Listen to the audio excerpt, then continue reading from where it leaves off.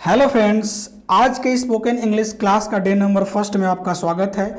आज हम लोग ये सीखने वाले हैं कि इंग्लिश कैसे बोले, इंग्लिश को कैसे समझे और इंग्लिश अगर कोई बोल रहा है तो उसको उसकी भावनाओं को, उसके इंटेंशन को कैसे समझ लें। ओके, तो इम्परेटिव सेंटेंस का यूज करने वाले हैं और इम्परेटिव सेंटेंस जिसका क्लियर नहीं है वो इंग्लिश नहीं बोल सकता। क्यों कि आप सुबह से लेकर शाम तक आप इम्परेटिव सेंटेंस का ही यूज करते हैं। ओके, आप बोलेंगे कैसे, तो चलिए इस नोट्स को ऐसे डिज़ाइन किया गया है जो आपके सामने है। इस स्लाइड को ऐसे डिज़ाइन किया गया है कि आप इंग्लिश सीख सकते हैं। ठीक है, और सबसे पहली बात, अगर आप चैनल पे नए हैं तो प्लीज़ चैनल को सब्सक्राइब करें और सपोर्ट करें और वीडियो को लाइक अवश्य करें। इस नोट्स को अगर डाउनलोड करना चाहते हैं तो हम आगे बताएंगे आपको कि इस नोट्स को आप कैसे डाउनलोड कर लेंगे। वीडियो को ध्यान से देखें, हम वीडियो के मिड पार्ट में या लास्ट पार्ट में आपको बताएंगे कि इस नोट्स को आप कैसे डाउनलोड करेंगे। शुरू करते हैं इम्परेटिव सेंटेंस का यूज़। ठीक है, सबसे पहली बात, इम्परेटिव सेंटेंस का यूज़ हम कहाँ करते हैं। ओके, और धैर्य बनाकर रखिएगा, थोड़ी वीडियो लंबी हो सकती है। इम्परेटिव सेंटेंस का यूज़ कहाँ करते हैं, तो इम्परेटिव सेंटेंस का यूज़ हम वहाँ करते हैं जहाँ हमको कोई आदेश देना होगा। मतलब आदेश मतलब क्या, आप बोलेंगे वहाँ खेलो, पढ़ने जाओ, स्कूल जाओ। ठीक है, ऑर्डर या कमांड देते हैं, मतलब मोबाइल मत चलाओ, क्या कर रहे हैं आप, ऑर्डर या कमांड देते हैं। ठीक है, दूसरा क्या कर सकते हैं, रिक्वेस्ट कर सकते हैं। क्या रिक्वेस्ट कर लेंगे, कृपया, है ना, कृपया मंदिर में पूजा करें, कृपया मेरे साथ चलें। ये क्या होगा, रिक्वेस्ट होगा। एडवाइस यानी सलाह भी दे देते हैं, इससे सलाह भी दे देते हैं। जैसे आप बोलेंगे कृपया धूप में ना खेलें, कृपया धूप में मत खेलो, तो रिक्वेस्ट या एडवाइस देते हैं। तो आशा है कि, विश्वास है कि आपको क्लियर कुछ हुआ होगा। वैसे हमने ऊपर डेफिनेशन भी लिखा है, उसको ध्यान से देखिएगा। क्या लिखा कि जब हम किसी को आदेश दें या प्रार्थना करें या सलाह देते हैं तो किसका यूज़ करते हैं, इम्पेरेटिव सेंटेंस का। एग्जाम्पल से आपको ज़्यादा क्लियर होगा, एग्जाम्पल पे चलते हैं। ठीक है, तो इम्पेरेटिव सेंटेंस के एग्जाम्पल पे आते हैं। सबसे पहली बात, और ये नोट्स को बनाने में कुछ, है ना, बहुत टाइम लगा और मेहनत और एफर्ट लगी है।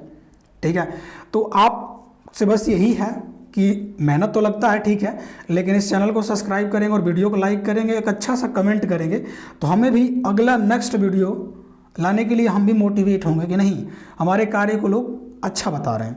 ठीक है, तो आगे चलते हैं और देखते हैं। सबसे पहले क्या देखेंगे, ऑर्डर या कमांड। आप बोलेंगे ऑर्डर या कमांड का मतलब क्या होता है, तो ऑर्डर या कमांड का मतलब क्या होगा, जब किसी को आदेश देना होगा आपको, या कमांड निर्देश देना होगा। निर्देश का मतलब ये करो, ये करो, ये करो, आप बोल रहे हैं। ठीक है, और इस इम्परेटिव सेंटेंस का आप मोबाइल चलाते हैं तो यूज़ है, कंप्यूटर चलाते हैं तो यूज़ है, क्योंकि इम्परेटिव सेंटेंस का यूज़ करेगा। या तो कोई ऑर्डर देगा आपको, नहीं तो आपसे रिक्वेस्ट मांगेगा वो। ठीक है, तो ऑर्डर या रिक्वेस्ट का मतलब क्या होगा, कोई, है ना, किसी को कोई आदेश या आज्ञा देना हो तो हम क्या करते हैं, इस फॉर्मेट का यूज़ करते हैं। क्या होगा रूल, सबसे पहले ध्यान रखिएगा, यू, है ना, यू इसमें साइलेंट होता है। यू का मतलब यू को सेंसिबल होता है, मान लेते हैं। यानी जब भी आप आदेश देंगे, जब भी आप ऑर्डर देंगे तो सामने वाले को ही देंगे। यानी आप हुए स्पीकर, सामने वाला हुआ क्या, लिसनर। आप लिसनर को ही कोई आदेश देंगे। ठीक है, तो इसीलिए यू को नहीं लिखा जाता है, ध्यान रखिएगा। जब यू को ना लिखेंगे तो हमको पता है कि सबसे पहले सब्जेक्ट आएगा, फिर वर्ब आएगा, फिर ऑब्जेक्ट आएगा। तो जब सब्जेक्ट को ही हटा दिए तो बचा क्या, वर्ब। इसीलिए इंपरेटिव सेंटेंस की शुरुआत वर्ब से होती है। क्लियर है, तो सबसे पहले किसको रखना, आप बोलेंगे वर्ब का फर्स्ट फॉर्म। वर्ब का फर्स्ट फॉर्म ही रखना है, क्योंकि यू एक प्लुरल सब्जेक्ट होता है, तो प्लुरल हेल्पिंग वर्ब भी आता है, लेकिन यू इसमें नहीं लिखा जाता। सेंटेंस की शुरुआत कहाँ से होती है, तो आप बोलेंगे सेंटेंस की शुरुआत इसमें होती है वर्ब के फर्स्ट फॉर्म से। तो वर्ब का फर्स्ट फॉर्म, उसके बाद ऑब्जेक्ट लिख देंगे और उससे क्या बताते हैं, कुछ कार्य करने के लिए हाँ कहना। मतलब हाँ कहना मतलब किसी को आदेश हाँ में दे रहे हैं आप, हाँ कहना, तो वर्ब का फर्स्ट फॉर्म, उसका ऑब्जेक्ट आता है। जैसे अंग्रेजी बोलो, अभी बताइए ना में तो नहीं बोल रहे हैं ना, अंग्रेजी बोलने के लिए आप कह रहे हैं, हाँ में बोल रहे हैं, बोलो। ठीक है, तो अब बताइए अंग्रेजी क्या वर्ब है, आप बोलेंगे ना ये तो नाम है, एक बोलना एक क्रिया है, वर्ब है, तो इस बोलना को क्या बोलते हैं, स्पीक। ठीक है, इसीलिए स्पीक को कहाँ लिखे हैं, सबसे पहले लिख दिए हैं। और उसके बाद स्पीक इंग्लिश, स्पीक इंग्लिश, ठीक है। तो क्या बोलेंगे, स्पीक इंग्लिश, अंग्रेजी बोलो। ये क्या है, वर्ब का फर्स्ट फॉर्म स्पीक है और ऑब्जेक्ट इसका क्या है, इंग्लिश है। उसके बाद दूसरा, दरवाज़ा बंद करो। ये बोलिए दरवाज़ा कोई क्रिया है, कोई काम है दरवाज़ा, आप बोलेंगे ना ये तो नाउन है, लेकिन बंद करना एक कार्य हुआ कि नहीं, आप बोलेंगे हाँ एक कार्य है बंद करना। बंद करना जब एक कार्य है तो क्या बोलेंगे, शट मतलब बंद करना, तो shut the door, shut the door. अगला, राजू एक कप चाय लाओ, राजू एक कप चाय लाओ, ठीक है। यू यहाँ पे साइलेंट है इसलिए यू को नहीं लिखना है। क्या बोलेंगे, Raju bring a cup of T, Raju को आदेश दिया गया है, ये वोकेटिव केस है ना। जब आप कंपटीशन एग्जाम की तैयारी करेंगे तो आपको वोकेटिव केस के बारे में डिटेल में बताया जाता है ना। बशर्ते हम भी अपने चैनल पे आने वाले समय में अलग अलग पार्ट में नाउन प्रोनाउन को कवर करने वाले हैं, लेकिन अभी बोलने के लिए आप इसको ध्यान रखिए। राजू एक कप चाय लाओ, तो आप क्या बोलेंगे, राजू ब्रिंग मतलब लाना, अ कप ऑफ टी मतलब एक कप चाय। अगला, अपने भविष्य के बारे में सोचो। सोचना क्या है, वर्ब है, सोचना एक वर्ब है, तो सोचो क्या बोलेंगे, think about your future, think about your future, सही है। अगला, अपने दांतों को साफ करो, अपने दांतों को साफ करो। क्या अपना दांत कोई वर्ब है, आप बोलेंगे ना, साफ करना एक वर्ब है, क्रिया है, काम है, तो क्या बोलेंगे, ब्रश साफ करना। और क्या, योर टीथ, जब यू साइलेंट है आगे, यू को नहीं लिखना है, सेंस है ना, सेंसिबल है, तो यू को क्या बोलेंगे, your, brush your teeth, okay, brush your teeth. सभी दांतों को साफ करना है, किसी एक दांत को साफ नहीं करना, टूथ मत लिखिएगा, दांतों को करना है, ब्रश योर टीथ। ये तो हुआ क्या, ये हुआ कुछ कार्य करने के लिए हाँ कहना, ठीक है। जब आदेश आप हाँ में दे रहे हैं तो वर्ब का फर्स्ट फॉर्म आगे रख देंगे, उसके बाद ऑब्जेक्ट रख देंगे, आप बोलेंगे ठीक है। लेकिन जब ना कहना हो तो, कि मतलब अंग्रेजी मत बोलो, दरवाज़ा मत बंद करो, ठीक है, राजू एक कप चाय मत लाओ, ऐसे कुछ बोलना होगा तब। तो इसके लिए अगले स्लाइड पे आते हैं, ध्यान से देखिएगा। अगला स्लाइड क्या है, वही है ऑर्डर या कमांड, किसी को कोई आदेश या आज्ञा न देना हो तो, मतलब ये मत करो, न देना हो तो।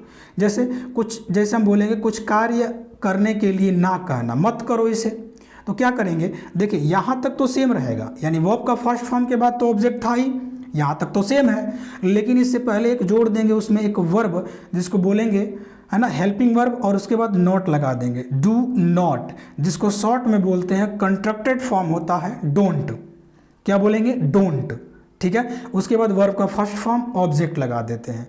जब आदेश ना में देना होगा, धूप में मत खेलो, स्कूल मत जाओ, मत पढ़ो, उससे झगड़ा मत करो, मुझसे बात मत करो, तो ये क्या बोलेंगे, ये तो निगेटिव वाली बातें हैं, ठीक है। जैसे हम क्या बोलेंगे, मेरे साथ मत आओ, आप मना कर रहे हैं, अगर आप बोलेंगे मेरे साथ आओ, ये क्या बोल दिया आपने, ऑर्डर दे दिया हाँ में आओ, लेकिन हम बोले मेरे साथ मत आओ, तो किसके साथ, मेरे साथ। तो मत आने के लिए क्या पहले बोलेंगे, डोंट, डोंट, और वर्ब अगला क्या है, आना, तो डोंट कम, और किसके साथ के लिए क्या बोलेंगे, विद और मी।